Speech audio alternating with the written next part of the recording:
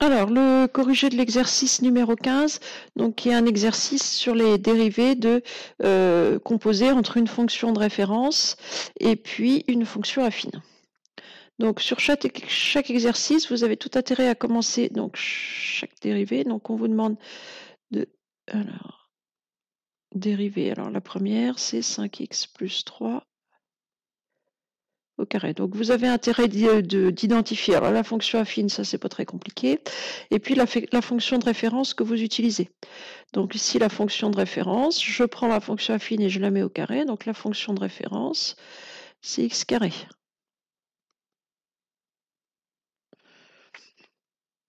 Qui se dérive en la dérivée de x carré, c'est 2x.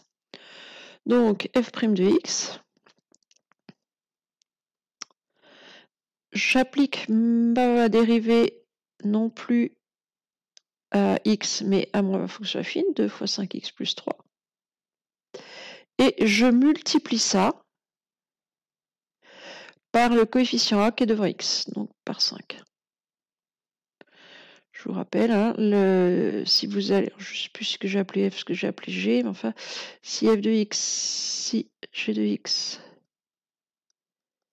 égale une fonction de référence appliquée à une fonction affine, alors g' de x va être égal à a fois la dérivée de ma fonction de référence appliquée à ma fonction affine.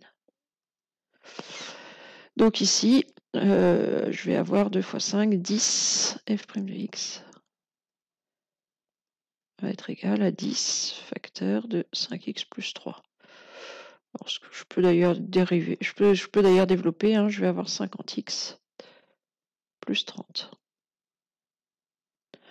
Alors là, on aurait pu tout à fait se débrouiller en développant 5x plus 3 avec l'identité remarquable. Vous auriez eu 25x carré, qui effectivement se dérive en 50x, 25 fois 2x.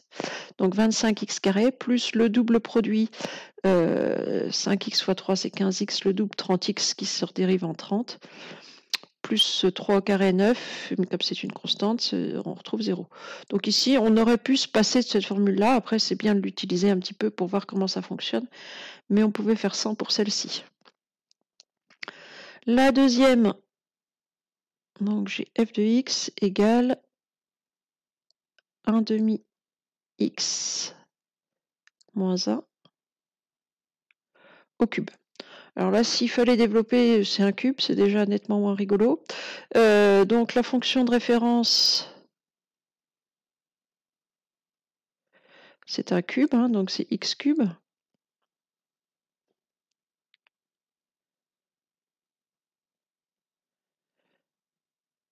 Qui se dérive, la dérivée de x cube, c'est 3 fois x carré. Donc je passe l'exposant devant et je descends l'exposant d'un cran. Donc 3x carré. Donc f' de x. Donc je vais multiplier par le nombre qui est devant x, 1 demi,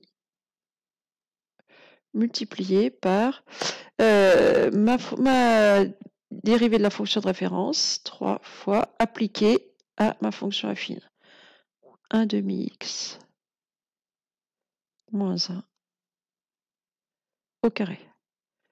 C'est-à-dire que f' de x va être égal à 3 demi facteur de 1 demi x moins 1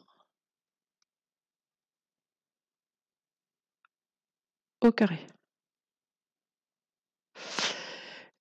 Et alors, on pourrait développer ça, mais c'est peut-être pas nécessaire. Et enfin, la dernière, donc qui ressemble beaucoup à l'exemple du cours. Alors, 3x moins 4 sur l'intervalle 4 tiers plus l'infini. Je vais revenir à cet intervalle-là. Racine de 3x moins 4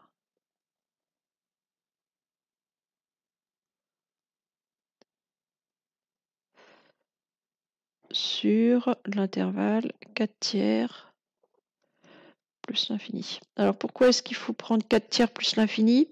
Je suis sur une racine carrée. Une racine carrée, ce qu'il y a sous la racine doit absolument être positif si je veux la définir et strictement positif si je veux pouvoir dériver. Et 3x moins 4 est positif pour x plus grand que 4 tiers. Alors, le 4 tiers, c'est la solution de l'équation 3x moins 4 égale 0. 3x égale 4, x égale 4 tiers. Je suis sur une fonction affine croissante qui est donc positive, effectivement, dès que j'ai passé les 4 tiers. Donc ici, c'est strictement positif sur 4 tiers ouvert en 4 tiers plus l'infini. La fonction de référence que j'utilise ici, bah, c'est une racine, donc c'est la fonction racine.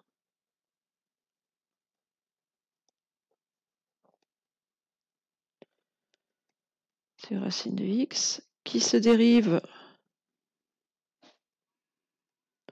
en 1 sur 2 racines de x. Donc, il me faut une nouvelle page. Allons bon, voilà. Donc, on va avoir f' de x égale le coefficient a devant mon x 3 fois ma fonction dérivée de ma fonction de référence appliquée à ma fonction affine.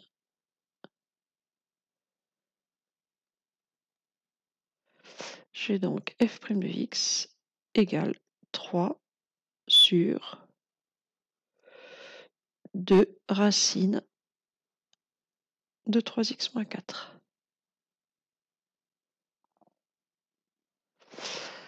Voilà pour cet exercice.